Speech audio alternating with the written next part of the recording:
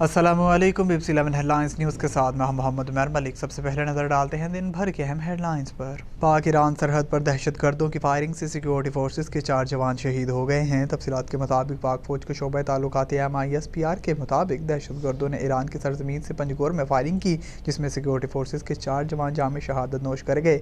ISPR के मुताबिक दहशतगर्दों ने सरहद पर गश्त करने वाले सिक्योरिटी फोर्सेस के काफिले पर फायरिंग की। जवानों को निशाना बनाने के लिए दहशतगर्दों ने ईरानी सरजमीन का इस्तेमाल किया। Governor state bank Jameel Ahmed ने कहा है कि इंपोर्ट का प्रेशर इतना है जिसके लिए डॉलर नाकाफ़ी हैं। वफाक ऐवान हाई सनत व तजारत FPCCI में खिताब करते हुए गवर्नर स्टेट बैंक ने कहा कि ये मसाइल चंद रोज़ में पैदा नहीं हुए, हमें देखना है कि किस तरह मईशत को बेहतर किया जा सकता है। सुप्रीम कोर्ट ने इमरान खान के दौर में नैब ऑर्डिनेंस से बरी और मुस्तफ़ीद होने वालों की तफसीलात तलब कर लीं। चीफ जस्टिस पाकिस्तान की सरबराही में सुप्रीम कोर्ट के 3 रुकनी खसूसी बेंच ने नैब तरमीम केस के खिलाफ इमरान खान की दरख्वास्त पर समाअत की। चीफ जस्टिस पाकिस्तान ने कहा कि यह भी हकीकत है, नैब तरमीम के बाद 386 केसेस एहतसाब अदालतों से वापस हुए। वज़ीर सिंध मुराद अली शाह ने अमीर जमात इस्लामी कराची हाफिज़ नईम उर रहमान के इंतखाबी नताइज पर खदशात दूर करने की यकीन दहानी करवा दी। वज़ीर सिंध सैयद मुराद अली शाह ने अमीर जमात इस्लामी कराची हाफिज़ नईम उर रहमान से टेलीफोन पर गुफ्तगू की और कहा कि जमात इस्लामी के जो इलेक्शन कमीशन से मसाइल हैं, इन पर हुकाम से रब्ता करें, लेकिन सिंध हुकूमत से जो इख्तलाफात हैं, इनकी शिकायत का अजाला करने को तैयार किया गए।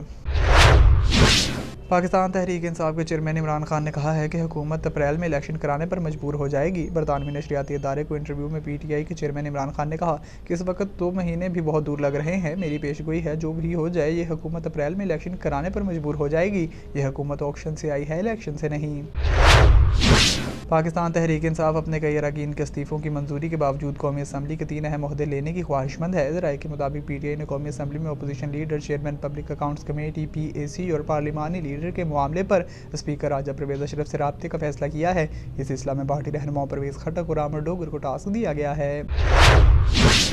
बरतानवी नशरियाती इदारे BBC ने भारतीय वज़ीर-ए-आज़म नरेंद्र मोदी से मुतालिक सीरीज़ इंडिया दी मोदी क्वेश्चन के साथ ही ज़ेर-ए-ताब कहा गया है। बरतानवी नशरियाती इदारे ने सीरीज़ में मकबूजा जम्मू व कश्मीर, भारतीय मुसलमानों, गुजरात कत्ले-आम, हिंदू इंतहा पसंदी और दीगर अवामिल का जायज़ा लिया है, जिसके बाद भारतीय सोशल मीडिया सारिफीन की तरफ से BBC पर लफ्ज़ी गोलाबारी शुरू कर दी गई है।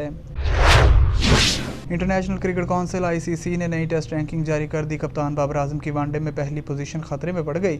ICC की जारी करदा नई रैंकिंग के मुताबिक मेंस वनडे बैटिंग रैंकिंग में भारत के विराट कोहली श्रीलंका के खिलाफ सीरीज में शानदार परफॉर्मेंस का मुजाहरा करने के बाद 2 दर्जे तरक्की पाकर चौथी पोजीशन पर आ गए हैं। 3 मैचों पर मुश्तमिल सीरीज में कोहली ने 283 रन बनाए, जिसमें 2 सेंचुरियां शामिल थीं।